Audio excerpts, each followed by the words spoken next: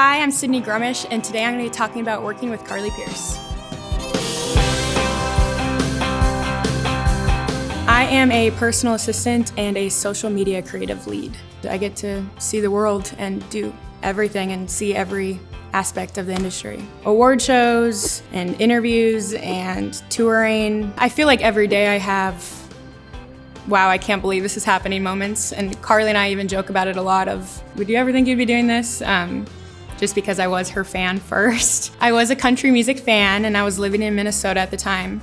And I came down to CMA Fest with a few of my friends and I had a list of artists that I specifically wanted to meet. CMA Fest hadn't even started yet and my friend said, I'm pretty sure Carly Pearce was in that car. And I was like, no way. I stood there this far away from her window like a creep. She unrolled her window and asked if I wanted a picture and she got out of the car and we took a picture and I freaked out and I remember tweeting it and she tweeted me back and I was like, this is the coolest thing ever. And I ended up moving to Nashville a few months later to go to school and I created a fan page for her with one of my friends. We started to go to a bunch of her shows and kind of followed her around everywhere and followed her career and really supported her. Throughout that, we kind of just built this friendship. She was my reference on my cover letter and my resume, and she was just a champion of mine before I ever thought I would work for her.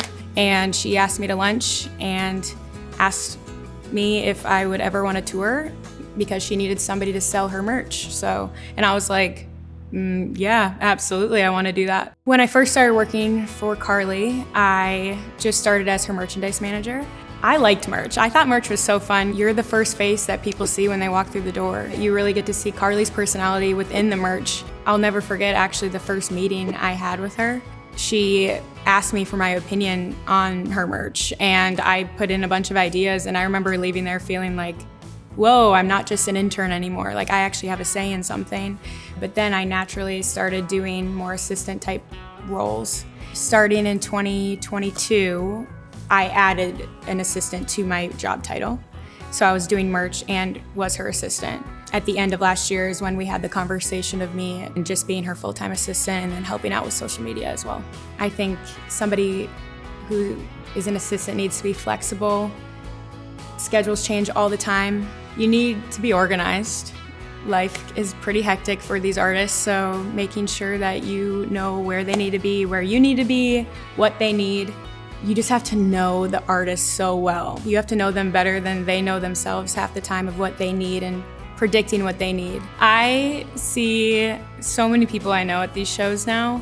I got to see a lot of those fans that I grew up with as her fan at these shows, and a lot of them are so vocal about how proud they are of me, and it's really fun. When people ask me for advice on how to get into touring, everyone's story is so different, and obviously mine just happened in a crazy way. But the advice I would give, keep working hard and building those connections. It all truly is word of mouth and who you know. And I just happened to know the artist and she wanted to put me on. It is an asset to be a fan, so to keep using those creative outlets that you have as a fan to boost you. Those are my high notes. Thanks to the CMA for having me. And make sure you like and subscribe for more.